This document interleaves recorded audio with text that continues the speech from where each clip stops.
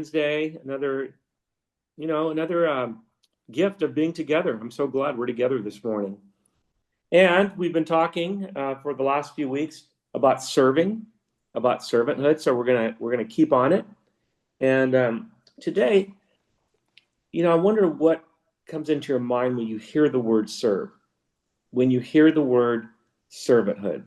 A lot of times it can be in our minds things like doing things, washing dishes, taking out the garbage. We think that is serving, and it is, you know. But here's what servanthood most focus is. It has to do with serving another person. And I want to read to you from an incredible book in the Bible called Ruth. Ruth was an amazing woman. And what had happened was Naomi, who is Ruth's mother-in-law, Ruth and her sister Orpah had married her two sons. Well, sadly, Naomi's husband dies, and sadly, these two sons die.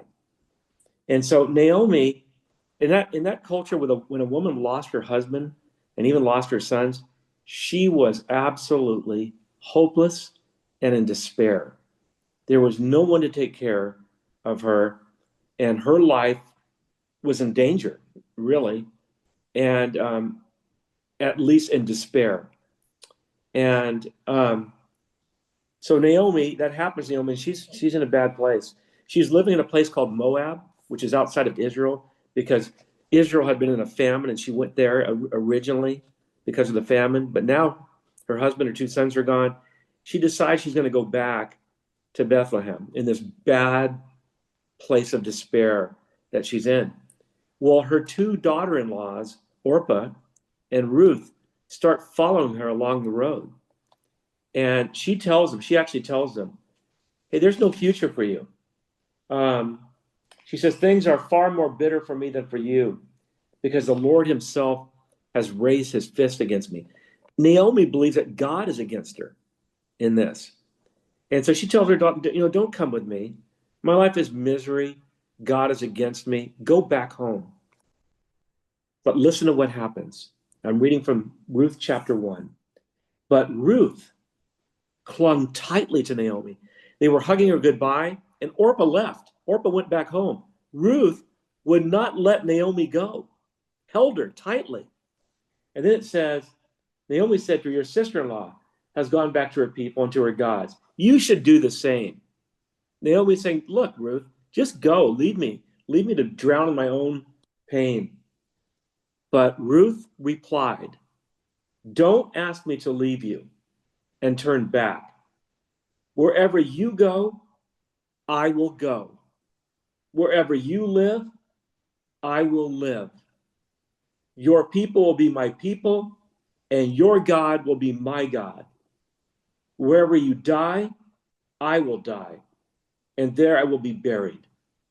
May the Lord punish me severely if I allow anything but death to separate us.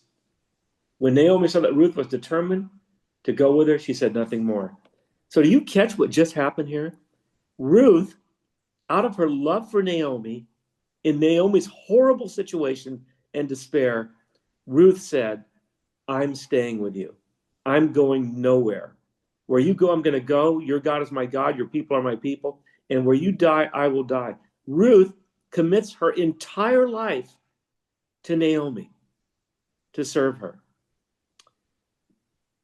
I think that's extraordinary. This is servanthood. This is love for another who's in a lot of pain. Ruth could have said, I don't want to be around this pain, and gone back home. She embraces Naomi's pain as her own and cares for her. That story always just gets to me.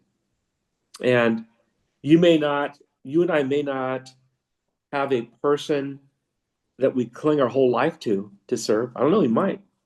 Because I have a friend named Helen that I went to high school with. Helen has been single all of her life. Helen is just about the most godly person I've ever met. Helen, what she does is, when someone she knows personally that is going through a really rough time, Helen literally adopts that person to serve for the duration, whether it's 6 months, a year, 2 years, but she literally does what Ruth did. She goes and clings to that person and meets their needs and helps them and serves them until they're back on their feet. Or, in one case, we had a high school friend who was dying, and Helen stayed with him right up until his death. So, and I had a friend named Cindy. One year, she took me out to dinner, and she had 5 pages of criticisms about the things she'd noticed. Was not saying it with anger, but after she said it, she said, "I know you're not good at these things, but I really am." So I got promoted with a phone company to a high-paying job in San Francisco, and I refused it because I'm going to stay here with you for the next 2 years. I'm going to help you grow in these things. She was my Ruth. That's servanthood. So here's what I want to ask you. Who in your life needs help? Who in your life needs encouragement? Who in your life needs love and friendship? Who in your life is going through a hard time? In servanthood like this, the first thing is to notice. Are you noticing someone in your life that is going through a hard time? And once you do, what will you do about it? How will you serve that person? How will you encourage? How will you come close to them? Or are you just going to notice it and go away? I want you to really think this week, who is in your life that needs a word from you, needs a helping hand, needs love from you?